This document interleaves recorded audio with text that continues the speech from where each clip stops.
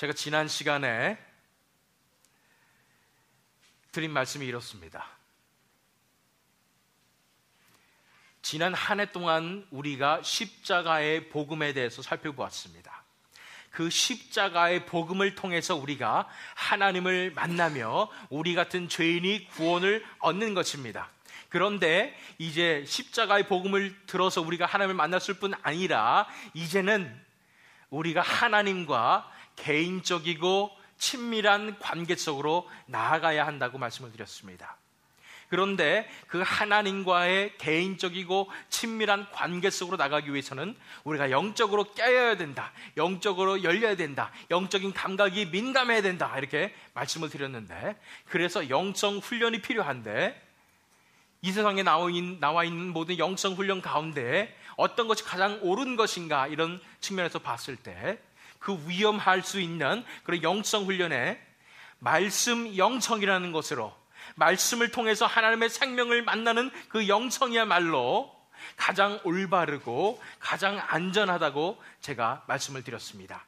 그래서 무엇보다도 다른 영성이 아니라 말씀을 통해서 하나님을 만나는 이 영성으로 우리가 이 올 한 해 동안 한 걸음 한 걸음 하나님과의 개인적인 관계 속으로 말씀 영성을 통해서 들어갈 것입니다. 그런데 제가 이 말씀 영성에 대해서 또 계속해서 말씀드리고 싶은 것이 있습니다. 이 말씀 영성이 그냥 말씀만 이렇게 읽는 것이 말씀 영성이냐? 결국 그렇지가 않습니다. 이 말씀을 통해서 하나님을 만나야 되는 것입니다. 그런데 하나님을 어떻게 만날 수가 있느냐?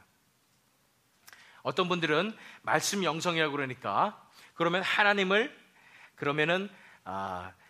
이 자유주의 신학적을 가진 사람들은 이렇게 말씀을 해석할 수도 있습니다. 이성주의입니다. 계몽주의입니다. 그렇기 때문에 모든 것을 객관적인 시선으로 살펴봐야 하는 것입니다. 그렇기 때문에 하나님의 말씀을 살펴보는데 굉장히 객관적이고 차가운 시선으로 살펴봅니다. 그런 시선으로 하나님의 말씀을 살펴볼 때에 그 말씀 가운데 하나님의 생명을 만날 수 있을까요? 그렇지 않습니다. 왜냐하면 제가 말씀드렸듯이 하나님을 믿는 이 신앙은 그 자체가 영적인 것입니다. 하나님은 영이시니 예배하는 자가 신령과 진정으로 예배할지라고 그랬는데, 우리가 모든 이런 하나님 영적인 것을 다 배제하고 이성적으로, 합리적으로, 객관적이고 냉철한 시선으로 말씀을 그냥 바라본다 그러면은 하나님의 생명을 만날 수가 없는 것입니다. 또 어떤 분들은 말씀을 보는 데 있어서 바르지 못한 교리와 신학으로 바라볼 수 있는 것입니다. 극단적인 예를 들어서 이단 사상을 가진 그런 분들, 말씀을 볼 때 말씀을 끼워 맞춥니다. 그리고 이단 사상에 비춰서 말씀을 해석을 합니다. 이런 말씀으로 나왔을 때 하나님의 생명을 만날 수가 없는 것입니다. 하나님의 생명을 만날 수 있는 그런 말씀 해석이 필요합니다. 그것을 저는 십자가 복음의 말씀이다 라고 저는 말씀드릴 수 있습니다. 바로 십자가 복음의 영성인 것입니다. 말씀을 보는 데 있어서 십자가 복음의 사상으로, 십자가 복음의 생각으로 말씀을 대할 때에 십자가 복음 가운데 살아계신 그 하나님의 생명을 만날 수 있는 것입니다. 십자가 복음이 무엇입니까? 십자가 복음은 예수님께서 2000년 전에 십자가에서 돌아가셨을 때 나도 예수님과 함께 죽고 이제 예수님께서 부활하셨을 때 나도 예수님과 함께 부활했다는 신앙입니다. 내 모든 자아와 내 생명과 내 목숨이 다 예수님과 함께 십자가에 못 박히고 이제 나는 예수님과 함께 다시 새로운 생명으로 하나님께서 주관하시는 새로운 삶을 살겠다는 것이 바로 십자가의 복음입니다. 이 시선으로 말씀을 바라봐야 하나님의 생명을 만날 수 있습니다. 그렇습니다. 성경을 볼 때에 창세기 처음부터 요한계시록 끝까지의 말씀 가운데 하나님의 생명이 어떻게 나와 있는지 알 수 있으려면 십자가 복음의 시각으로 하나님의 말씀을 바라봐야 하는 것입니다. 이 하나님의 십자가의 복음의 말씀에 이런 시각으로 바라봤을 때 하나님을 만날 수 있을 것입니다. 하나님의 생명을 만날 수 있을 것입니다. 그래서 우리가 계속해서 말씀 영성에 대해서 살펴보고 있는데요, 말씀 영성 첫 번째 시간에 두 번째 시간입니다. 두 번째 파트로 내 길을 굳게 정하사라는 것의 두 번째 시간으로 시편 119편 1절에서 8절 말씀을 통해서 하나님께서 저와 여러분에게 주시는 말씀을 이 시간 나누도록 하겠습니다. 이게 두 번째 파트이기 때문에 지난 시간에 어떻게 되었는지를 간략하게 살펴보도록 하겠습니다. 지난 시간에 배운 것 중에 이것이 있습니다. 두 가지의 삶의 길이 있다는 것입니다. 우리가 말씀 영성으로 나가게 될 때 두 가지의 삶의 길이 있습니다. 한 가지는 불의의 길입니다. 또 한 가지는 하나님의 길입니다. 불의의 길은 우리가 볼 때 도덕적으로 굉장히 바르지 않고 또 종교적으로도 바르지도 않은 그런 악착같이 사는 삶, 이런 삶의 길이 불의의 길이 아닌가 이렇게 생각하기 쉽습니다. 물론 그렇습니다. 그렇지만 그것뿐 아니라 우리가 알아야 될 것은 우리의 힘으로, 우리 뜻대로 우리가 컨트롤하고 우리가 주관해서 열심히 사는 모든 삶을 우리는 불의의 길이라고 배웠습니다. 왜냐하면 우리 자체가 타락한 존재이기 때문입니다. 우리의 본성이 다 타락했기 때문입니다. 그렇다면 하나님의 길은 어떠한 길입니까?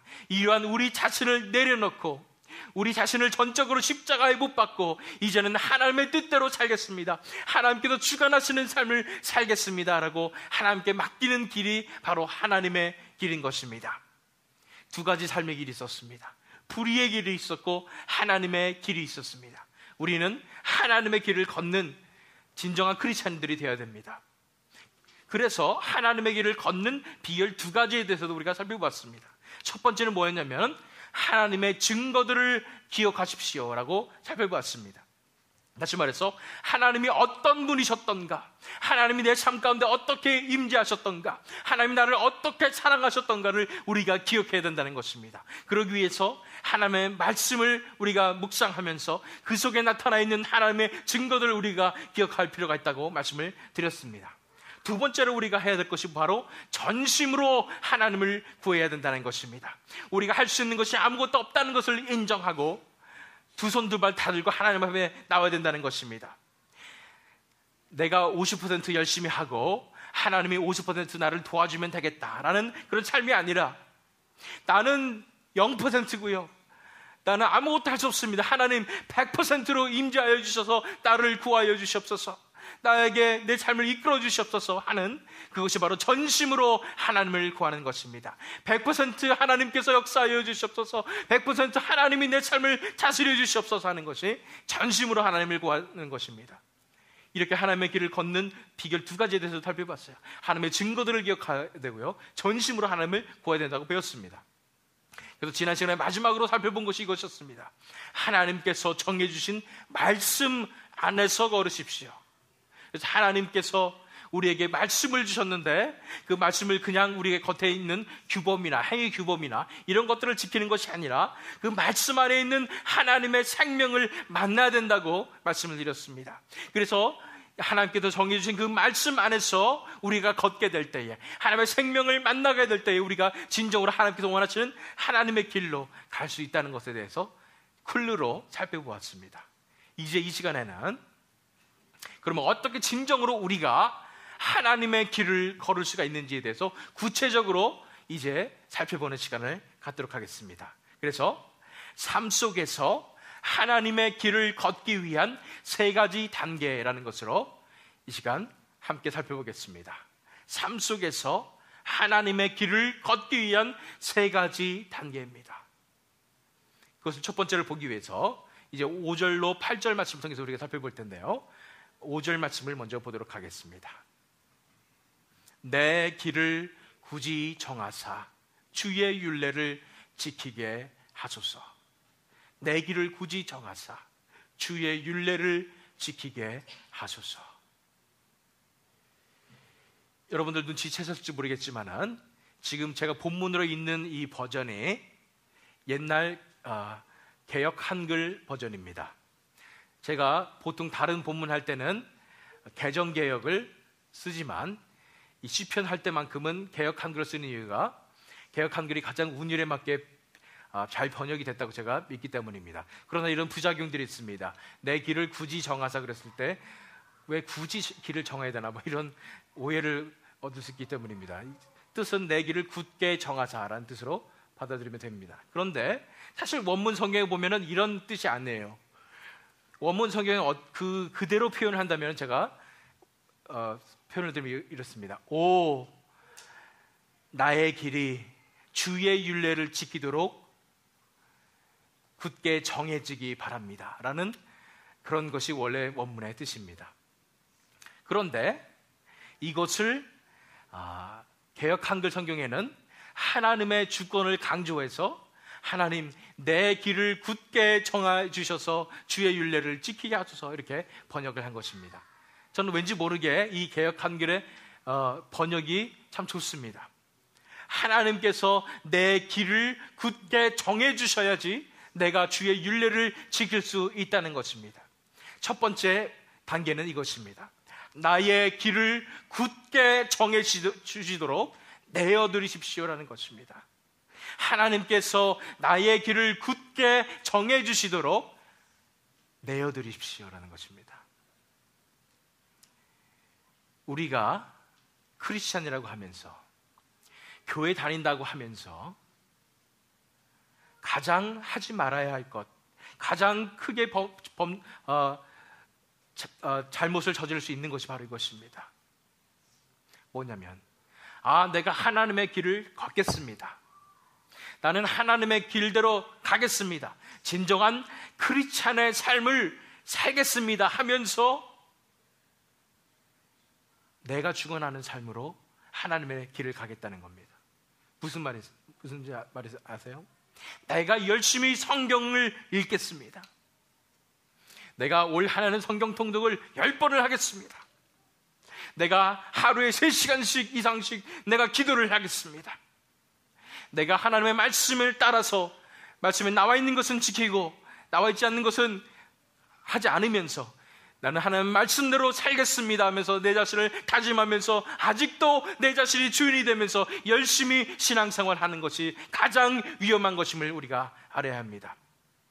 그런데 많은 분들이 이것이 신앙생활인지 착각하고 있습니다. 신앙생활은 물론 구원은 우리가 믿음으로 받고 은혜로 받지만 이제부터의 삶은 내가 책임져야 되는 거 아닙니까? 지금까지 내가 삶을 열심히 살아봤듯이 이 신앙생활도 내가 열심히 하면 되는 것 아닙니까? 성경도 열심히 읽고 기도도 열심히 하고 주일 성수하고 11조하고 이러면서 내가 열심히 지키면 되는 것 아닙니까? 이렇게 생각하는 것이 많다는 것입니다. 그래서 제가 그런 분들에게 말씀드리고 싶어요. 만약 여러분들이 그렇게 신앙생활을 착각하고 사신다면 제가 감히 말씀드리고 싶습니다. 여러분들은 처음부터 다시 시작하셔야 돼요. 기본도 안 돼 있다는 것입니다. 기본이 뭐예요? 내 삶을 내려놓는 것입니다. 거기부터 시작하는 거예요. 내가 내 스스로 열심히 살겠다는 그 마음을 다 내려놓고 나의 삶은 하나님의 삶입니다. 하나님께서 내 삶을 축원하여 주십시오라는 그런 태도로 나아가는 것이 진정한 신앙인데, 나도 잘할 수 있어. 나도 열심히 내 삶을 살면은, 신앙생활을 열심히 하면 내 자신을 컨트롤할 수 있어. 이런 마음을 가지고, 그런 교만한 마음을 가지고 신앙생활을 하려고 했다면은 이 시간 하나님 앞에 정직하게 자신을 내려놓고 이제 하나님 앞에 회개하며 나오시기를 바랍니다. 예수님 때에 바리새인들과 이런 서기관들과 이런 사람들의 삶의 태도가 그러했습니다. 내가 율법을 열심히 지킴으로 말미암아 내가 의로워질 수 있다는 착각을 했습니다. 내가 열심히 내 삶을 잘 컨트롤하고 절제된 삶을 살 때에 내가 훌륭한 신앙인의 삶을 살 수 있다고 착각을 한 것입니다. 그런 바리새인들에 대해서 예수님께서는 외식하는 자들이라고 말씀하셨습니다.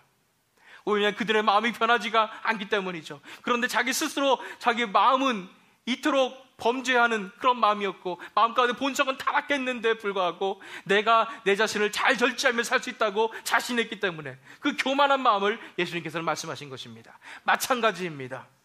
우리가 신앙생활 하는 데 있어서 내가 내 힘으로 열심히 내가 신앙생활 잘할 수 있다, 잘 절제하며 살 수 있다고 생각하는 것 자체가 하나님께는 교만이요, 아직 기본도 안 되는 것이라는 것을 우리가 깨달아야 할 것입니다. 나의 길을 굳게 정해 주시도록 하나님 앞에 내어드려야 돼요. 제가 이렇게 말씀을 드리면 어떤 분들은 그러면 뭡니까? 진짜 신앙생활은 뭡니까? 그러면 내 자신을 내려놓고 하나님께서 내 인생을 다스려 주시도록 이렇게 맡기는 것이면, 그러면 그건 마치 감나무 밑에서 입을 벌리고 감이 떨어지기를 그냥 기다리는 그런 삶이 아닙니까? 이렇게 말씀하실 수도 있겠습니다. 그렇습니다. 만약 여러분들이 그냥 하나님의 은혜만을 구하면서 아무것도 하지 않으면서 그냥 입만 벌리고 있다면, 하나님의 은혜만 뚝뚝 떨어지기를 원하고 있다면, 기다리고 있다면 그런 비난을 받아도 마땅합니다. 그러나 우리가 할 파트가 있습니다. 우리가 노력할 부분이 있습니다. 여기에서 여러분들이 잘 구분을 하셔야 돼요. 제가 지금까지 계속 말하는 것이 노력하지 말라고 말씀을 드렸는데, 이제는 노력할 파트가 있다는 것입니다. 보통 크리스찬들은 어떻게 얘기합니까? 우리가 열심히 노력하는 그런 삶을 통해서 내가 신앙생활을 영위하겠다고 생각하는 그 노력은 우리가 내려놓아야 합니다. 그런데 우리가 노력할 파트가 있습니다. 뭡니까? 매일매일 하나님께 돌아오는 것입니다. 매일매일 하나님 앞에 내 자신을 내려놓는 것입니다. 매일매일 하나님 앞에, 하나님, 저는 죄인입니다. 제 삶을 다스려 주시옵소서. 매일매일 하나님 앞에 돌아가는 것, 이것이 바로 우리가 해야 할 것이라는 것입니다. 열심히 힘을 다해서 간절히 노력하시길 바랍니다. 그것이 우리가 해야 할 파트예요. 만약에 하나님께서 우리의 인생을 주관하신다면, 하나님께서 우리 삶 가운데 은혜를 베풀어 주신다면 우리는 정말 아름다운 삶을 살게 될 것입니다. 죄악과 거리가 먼 삶을 살게 될 것입니다. 정말로 자동 항해와 같은, 그냥 우리 삶이 정말 하나님의 은혜 가운데서 사라지는 놀라운 삶을 살게 될 것입니다. 그런데 그 전에 우리가 생각해야 될 부분이 있습니다. 그런 삶을 가기 위해서는 먼저 우리가 매일매일 십자가 앞에 나아가서 우리 자신을 십자가에 못 박아야 하는 것입니다. 매일매일 하나님 앞에 회개해야 하는 것입니다. 매일매일 하나님 앞에 회심해야 하는 것입니다. 매일매일 하나님 앞에 돌아와야 하는 것입니다. 우리가 하나님 앞에로 돌아올 때에, 하나님께 우리의 인생을 드릴 때에, 매일매일 하나님 앞에 나올 때에 하나님께서 우리의 인생을 다스려 주시는 삶을 누리며 살게 되는 것입니다. 다시 한번 구분의 말씀을 드릴게요. 만약에 우리가 우리 스스로의 노력으로 열심히 하는 그런 신앙생활을 한다면 성경을 읽는 동기가 이렇습니다. 크리스찬이라면 성경을 이 정도 읽어야 되지 않을까, 이런 동기로 읽습니다. 내가 그래도 직분자인데, 장로인데, 집사인데, 목사인데 이 정도는 읽어줘야지 사람들로부터 내가 인정을 받고, 크리스찬이면 이 정도는 해야 되지 않을까? 라는 마음으로 열심히 성경을 읽고 기도를 하게 됩니다. 그러나 진정으로 내 삶을 하나님 앞에 드린 사람들의 동기는 다릅니다. 무엇이냐면은 하나님을 갈망하는 마음으로, 하나님을 만나고 싶은 마음으로, 하나님을 사랑하는 마음으로 이 모든 것을 하게 되는 것입니다. 말씀을 통해서 하나님을 만날 수 있기 때문에 하나님을 만나고 싶은 마음으로 말씀을 읽는 것입니다. 말씀에 나와 있는 것, 여러 가지 공부하는 것, 이런 것이 중요한 것이 아니라 그 말씀 속에 나와 있는 하나님의 생명을 만나기 위해서, 하나님을 만나기 위해서 나오게 된다는 것입니다. 요한복음 15장 4절 말씀 제가 읽겠습니다. 내 안에 거하라, 나도 너희 안에 거하리라. 가지가 포도나무에 붙어있지 아니하면 스스로 열매를 맺을 수 없음 같이 너희도 내 안에 있지 아니하면 그러하리라. 그래서 중요한 것은 예수님께서 말씀하신 거죠. 포도나무 비유예요. 내 안에 거하라, 나도 너희 안에 거하리라. 하나님 안에 거하는 삶에 대해서 얘기했는데, 가지가 포도나무에 붙어있지 아니하면 열매를 맺을 수가 없다고 말씀하셨습니다. 너희도 내 안에 있지 아니하면 그러하리라는 것입니다.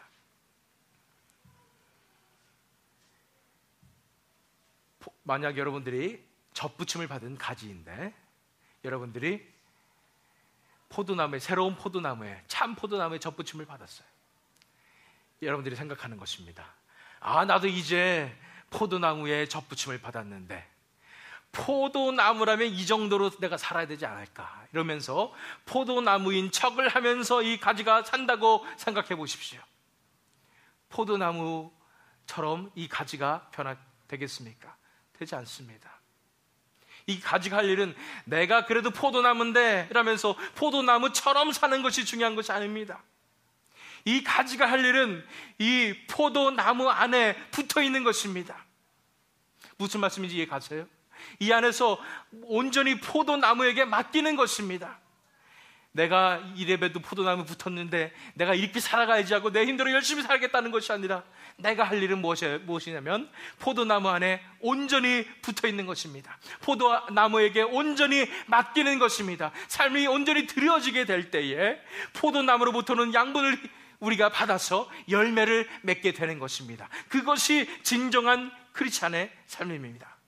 내가 크리스찬인데 내가 교회를 몇 년 다니는데 이 정도는 살아야지가 아니라 하나님께 초점을 맞추는 것입니다. 하나님께 내 인생을 드리는 것입니다. 내 자신을 온전히 내려놓고 이제 하나님으로부터 하나님께서 내 삶을 주관하여 주시옵소서라고 온전히 맡길 때에 나의 길을 굳게 정해 주시도록 하나님 앞에 내어드릴 때에 하나님께서 내 삶 속을 다스리시는 것, 내 삶을 다스리시는 것, 그래서 열매가 나타나는 것이 진정한 크리스찬의 삶임을 우리는 믿어야 합니다. 삶 속에서 하나님의 길을 걷기 위한 3가지 단계 중에 그래서 첫 번째 단계가 바로 나의 길을 내가 정하는 것이 아니라 하나님께서 굳게 정해 주시도록 내어드리십시오라는 것이 첫 번째 단계입니다. 두 번째 단계를 보기 위해서 그 다음 말씀 6절 말씀 보겠습니다. 내가 주의 모든 계명에 주의할 때에는 부끄럽지 아니하리이다. 내가 주의 모든 계명에 주의할 때에는 부끄럽지 아니하리이다. 여기서 주의 모든 계명에 주의할 때에는 그랬는데 원어 성경에 보면은 이 주의한다는 그 단어가 사실은 쳐다본다는 단어입니다. 계속해서 쳐다본다는 단어예요. 영어 성경 중에서 가장 본문에 가깝게 번역된 NASB에 보면은 이것을 look upon이라고 얘기합니다. look upon. 다시 말해서 하나님의 계명을 쳐다본다는 말입니다. 이렇게 하나님의 계명을 쳐다볼 때에는 우리가 부끄럽지 아니한다. 이 부끄럽지 않는다는 말은 크리스찬으로서 부끄러운 삶을 살지 않는다 이런 뜻이 아니에요. 그 정도가 아니라 심판에 대한 얘기입니다. 부끄러움을 당한다는 말은 심판을 당한단 말이에요. 그래서 이 모든 계명을 주의할 때는 우리가 심판당하지 않을 것입니다라는 것이 원문의 뜻입니다. 그런데 여기서 우리가 배울 수 있는 프린시플은 이것입니다. 두 번째는 하나님의 말씀을 매일매일 주시하십시오라는 것입니다. 하나님의 말씀을 매일매일 주시하십시오. 하나님의 말씀을 매일매일 주셔야 된다는 것입니다. 이 하나님의 말씀을 매일매일 주시한다는 말은 어떤 뜻일까요? 주시한다는 말은 뭐냐면은 하나님의 말씀을 쳐다본다는 것입니다. 그냥 하나님의 말씀 겉에 있는 그런 행위 규범이나 법칙이나 또는 지혜들 이런 것들만 주시하는 것이 아니라 그 속에 있는 하나님의 말씀 속에 있는 그런 하나님의 생명을 바라보라는 것입니다. 하나님의 생명을 바라보게 될 때 그 속에서 하나님의 생명이 어떤 것인지 하나님의 뜻이 어떤 뜻인지를 우리가 알 수 있을 것입니다. 뿐 아니라 우리가 생각해야 될 것은 매일매일 주시해야 하는 것입니다. 매일매일 하나님의 말씀을 만나야 하는 것입니다. 그렇습니다. 우리가 삶 속에서 이 하나님의 길을 걷기 위해서 우리가 생각해야 될 것은 매일매일 하나님의 생명을 만나고 매일매일 하나님의 말씀을 주시해야 하는 것입니다. 어떤 분들은 우리가 이제 하나님을 만났으니까 우리가 한번 하나님 만났으니까 이제는 자동적으로 하나님께서 우리에게 은혜를 베풀어 주시니까 우리 삶이 자동적으로 변하는 것 아닙니까? 이렇게 생각할 수도 있겠습니다. 그런데 우리가 명심해야 될 것은 그것입니다. 우리가 하나님의 생명을 만나고 하나님의 은혜를 받았지만은 이제 매일매일 다시 우리 삶이 하나님 앞에 나오는 것이 필요합니다. 그렇지 않으면은요 세상 것이 너무나 크게 보이는 거예요. 세상 것이 우리를 계속 잡아먹으려고 합니다. 현실의 문제들이 너무나 크게 다가오는 것입니다. 그런데 우리가 하나님의 말씀으로 돌아오게 될 때 우리가 하나님이 이런 분이셨지, 하나님이 이 세상을 다스리시는 그런 엄청난 하나님이셨지, 맞아, 하나님이 나를 얼마나 사랑하시는지 알게 되면은 우리에게 믿음이 생기는 것입니다. 이 현실들을 이겨낼 수 있고 하나님의 말씀 안에서 이겨낼 수 있는 힘이 생기는 것입니다. 그래서 우리가 매일매일 하나님 앞에 돌아와야 하는 것입니다. 그래서 우리가 필요한 것은 두 번째 단계는 하나님의 말씀을 매일매일 주시해야 됩니다. 하나님의 말씀을 쳐다봐야 합니다. 15장 5절 말씀 보겠습니다. 다시 포도나무 비유입니다. 요한복음 15장 5절 말씀. 나는 포도나무요 너희는 가지라. 그가 내 안에 내가 그 안에 거하면 사람이 열매를 많이 맺나니 나를 떠나서는 너희가 아무것도 할 수 없습니다. 이 포도나무에 붙어있는 가지가 열매를 맺기 위해서 할 일은 이것입니다. 매일매일 포도나무로부터 오는 그런 양분과 생명을 받아들여야 하는 것입니다. 매일매일 포도나무로부터 오는 그런 양분과 생명을 받아들여야지 열매를 맺을 수 있게 되는 것처럼 우리가 이제 하나님 앞에서 나아가게 될 때에 하나님의 말씀으로부터 오는 그 생명을 매일매일 만나며 하나님의 말씀으로부터 오는 그런 양분을 매일매일 만나야지 우리가 자라날 수 있게 되는 것입니다. 그래야지 우리의 영성이 점점 개발될 수 있을 것입니다. 그래야지 우리가 점점 하나님을 알아갈 수 있을 것입니다. 그래서 우리가 하나님의 말씀을 통해서 하나님의 생명을 매일매일 만나야 하는 것입니다.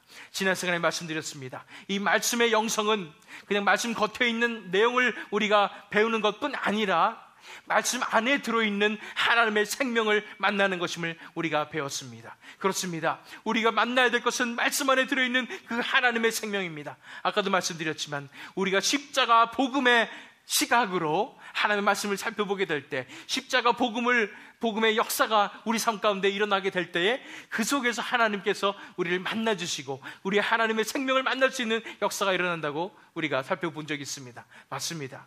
그렇기 때문에 하나님의 말씀을 우리가 매일매일 묵상하되 십자가 복음의 시각으로 하나님의 생명을 만나고 싶은 마음으로 간절한 마음으로 매일매일 묵상하게 될 때 매일매일 주시하게 될 때 우리가 하나님의 길을 걸을 수 있게 될 것입니다. 그것이 두 번째 단계였습니다. 마지막 세 번째를 보기 위해서 7절 말씀 보겠습니다. 내가 주의 의로운 판단을 배울 때에는 정직한 마음으로 주께 감사하리이다. 내가 주의 의로운 판단을 배울 때에는 정직한 마음으로 주께 감사하리이다 그랬습니다.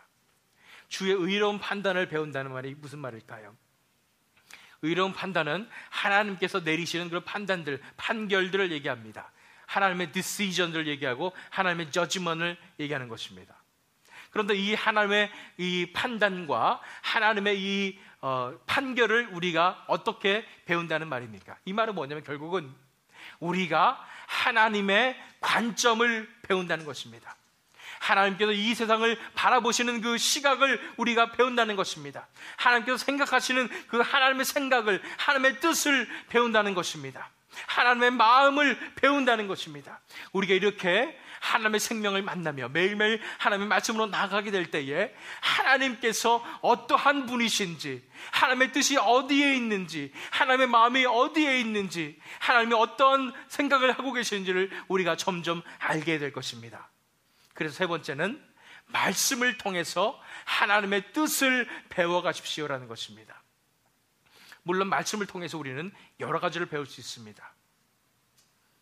말씀을 통해서 우리가 배울 수 있는 것이 많이 있습니다. 삶의 방식과 지혜와 신학과 교리와 이런 것도 다 배울 수가 있습니다. 그런데 그뿐 아니라 말씀을 통해서 우리가 진정으로 알아야 할 것은 바로 하나님 자신입니다. 하나님이 어떠한 분이심을 우리가 알아야 합니다. 어떻게 배웁니까? 하나님의 생명을 만남으로 배워야 합니다. 우리가 하나님의 생명을 만나게 될 때에 하나님이 어떤 분이심을 알게 된다는 것입니다. 제가 결혼 생활을 하고 있지만은 저는 그래도 자신합니다. 제 아내가 말을 하지 않았을 때 그나마 무슨 생각을 하고 있는지, 무엇을 원하는지 그래도 제일 잘 아는 사람이 저라고 생각합니다. 왜냐하면 제가 아내와 살았기 때문입니다. 함께 살기 때문입니다. 그렇기 때문에 말을 하지 않아도 무슨 생각을 할 것인지, 어떤 생각을 가지고 있는지를 알 수가 있게 되는 것입니다. 만약에 우리가 하나님과 가까이 있다면, 하나님의 생명을 매일매일 만나게 된다면 우리가 알 수 있는 것은 하나님이 어떠한 마음을 가지고 계시는지, 하나님이 어떠한 뜻을 가지고 계시는지 우리가 알겠는 역사가 일어나는 것입니다. 어떤 분들이 저한테 질문합니다. 그럼 어떻게 하나님의 음성을 듣습니까? 이 길이 맞는 길인지 저 길이 맞는 길인지 어떻게 하나님의 뜻을 분별합니까? 이렇게 물어보십니다. 근데 저는 한마디로 대답을 해줄 수가 없어요. 왜냐면은 저는 그냥 알겠으니까요. 뭐냐면은 하나님과의 매일매일 이루어지는 관계 속에서, 매일매일 하나님과의 그 관계 속에서 하나님의 생명을 만나는 그런 관계 속에서 살아가게 될 때 저는 점점 하나님을 알게 되는 것입니다. 하나님 그 존재를 알게 되는 것입니다. 하나님의 인격을 알게 되는 것입니다. 하나님께서 어떠한 뜻을 가지고 계시는지 알게 되는 것입니다. 하나님의 관점을 알게 되는 것입니다. 점점 제 자신이 하나님과 비슷해져 갑니다. 제 생각이 하나님의 생각과 일치되어 가는 그런 삶을 살게 되는 것입니다. 그러다 보니까 이것이 옳은 것인지, 이 길이 옳은 것인지 저 길이 옳은 것인지 하나님의 음성을 제가 하나님 뭐라고요? 이렇게 듣는 것이 아니라 하나님과 함께 동행하면서 살면서 하나님의 마음을 느끼게 된다는 것입니다. 예를 들어서 얼마 전에 어떤 분이 저한테 한 가지 부탁을 하셨습니다.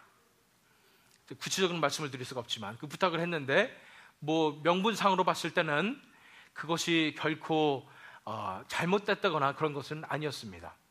그런데 이상하게 마음 가운데 부담이 생겼어요. 마음이 편하지가 않아요. 그래서 제가 하나님 앞에 기도해 보겠습니다 하고 확답을 드리지 않고 하나님 앞에 기도하면서 물어보는 것입니다. 하나님, 제 마음이 왜 이렇게 부담이 됩니까? 왜 마음이 답답하지 않습니까? 하나님, 저에게 알려주십시오. 그랬을 때 하나님이 제 마음을 보여주시면서 하나님의 뜻이 이렇구나라는 것을 제가, 그래서 내 마음이 이랬구나라는 것을 하나님이 알려주시는 그런 과정을 거치게 됨으로써 확실히 이것이 아니구나라는 것을 분별할 수 있게 되었습니다. 무슨 말씀이냐면은 하나님의 음성을 듣는다고 그냥 하나님의 음성을 하나님 이거 하지 마 이렇게 듣는 것이 아니라 우리가 하나님의 뜻을 알아가고 하나님의 마음을 알아가는 그런 삶을 살아가게 될 때에, 하나님의 생명 가운데 살게 될 때에, 하나님의 마음과 일치가 되게 될 때에 우리는 그냥 알겠는 거예요. 이게 아니라는 것을 알게 된 거예요. 왜 그런지도 모른 채 그게 아니라는 것을 알게 되고, 하나님 앞에 물어봤을 때 하나님이 우리에게 왜 그런지를 알려주실 때 우리가 또 이래서 아니구나라는 것을 알 수 있을 정도로 하나님의 마음과 일치되는 삶을 통해서 우리가 분별을 해나갈 수 있는 것입니다. 그래서 우리가 하나님의 뜻을 어떻게 분별할 수 있느냐면 말씀을 통해서 하나님의 뜻을 하나하나 배워가야 합니다. 하나님을 하나하나 경험해 가야 하는 것입니다. 하나님과의 이런 친밀한 관계도 없었으면서, 하나님을 만날 시간도 없었으면서 어떻게 하나님의 뜻을 분별한다고 생각하십니까?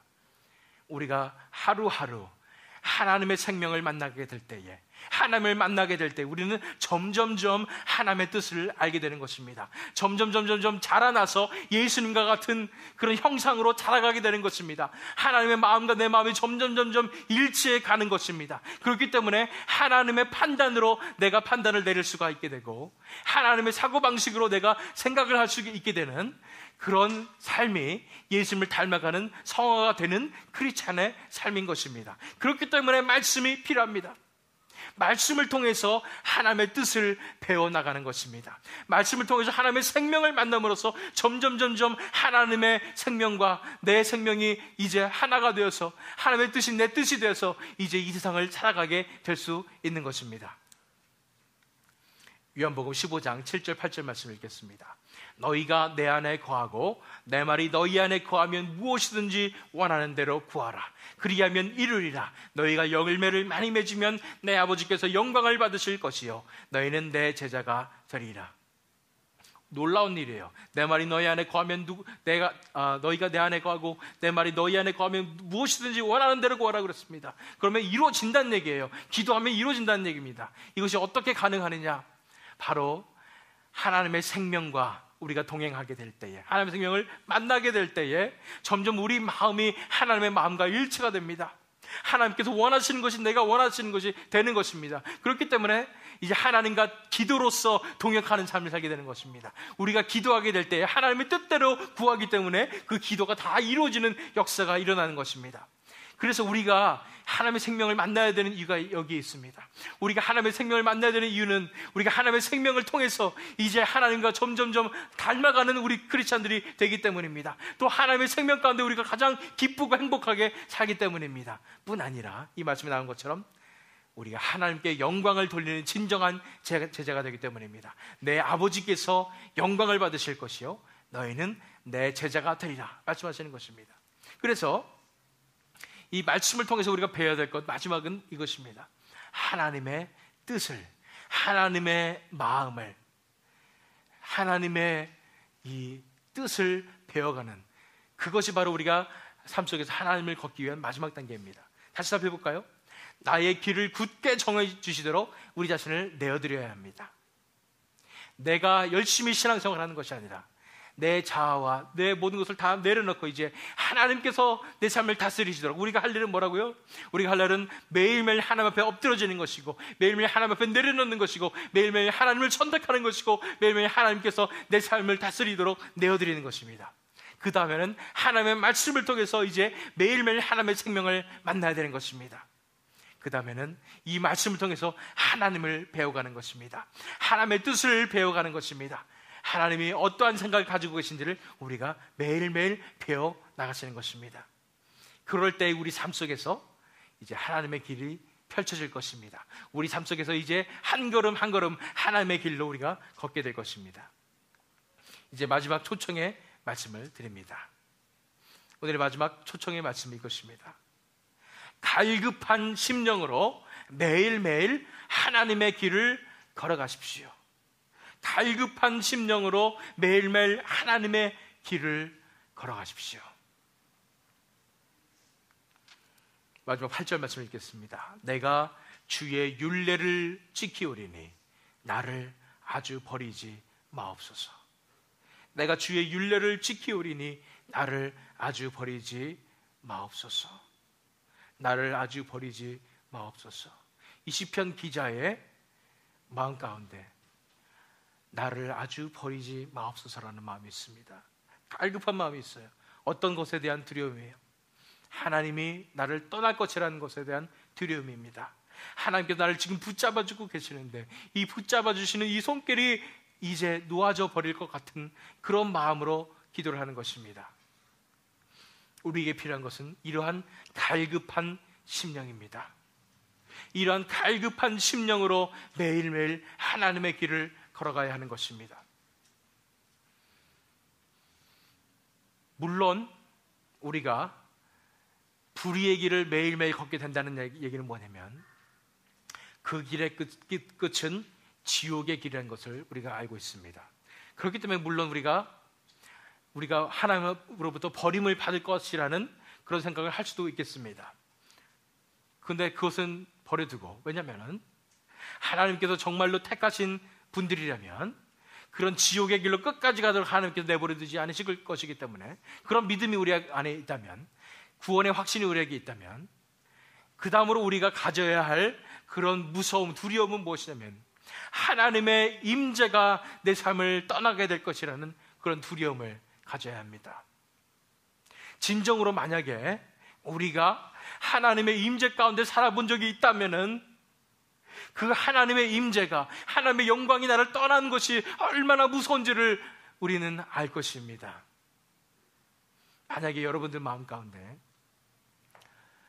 이러한 갈급함이 없다면 나를 아주 버리지 마십시오. 하나님, 나에게서 떠나지 마십시오. 하나님의 임재를 나에게서 뺏어가지 마십시오 라는 그런 갈급함이 여러분 가운데 없다면 아마도 여러분은 진정으로 하나님의 임재 가운데 사는 그 임재 자체를 경험하지 못했을 수도 있습니다. 만약에 여러분들이 정말로 하나님의 임재 가운데 살아간 경험이 있다면 이것이야말로 세상에서 가장 무서운 일입니다. 하나님의 임재가, 하나님의 영광이, 하나님의 생명과 만나는 이 삶이, 하나님과 개인적인 관계 속에서 친밀한 관계를 누리는 이 삶이 나에게서 떠나가는 것만큼 두려운 것은 없습니다. 죽음보다도 두려운 것입니다. 그렇기 때문에 만약 여러분들이 이러한 갈급한 심령이 없다면 하나님 앞에 갈구하시기 바랍니다. 하나님, 저에게도 이렇게 하나님의 임재에 대해서 갈구하는 마음을 주시옵소서. 저에게도 정말 하나님의 임재가 어떤 것인지 깨달을 수 있도록 인도해 주시고, 그 하나님의 임재를 갈급한 심령으로 붙들는 제가 되게 해 주시옵소서. 간절히 구해야 할 것입니다. 다윗도 그러했습니다. 시편 51편 11절 12절 말씀입니다. 제가 제일 좋아하는 시편의 말씀 중에 하나입니다. 나를 주 앞에서 쫓아내지 마시며 주의 성령을 내게서 거두지 마소서. 주의 구원의 즐거움을 내게 회복시켜 주시고 자원하는 심령을 주사 나를 붙드소서. 나를 붙드소서. 이 마음을 여러분들 이해하십니까? 하나님의 임재 가운데, 하나님의 그 주권 가운데 생명 안에 살아가는 이 삶을 얼마나 너무나 좋았는지, 다윗이 범죄한 이후에 가장 크게 걱정하는 것이 이것이었습니다. 나를 주 앞에서 쫓아내지 마시며 주의 성령을 내게서 거두지 마시옵소서. 다시 한번 나에게 구원의 즐거움을 회복시켜 주시옵소서 라고 간절히 기도한 것입니다.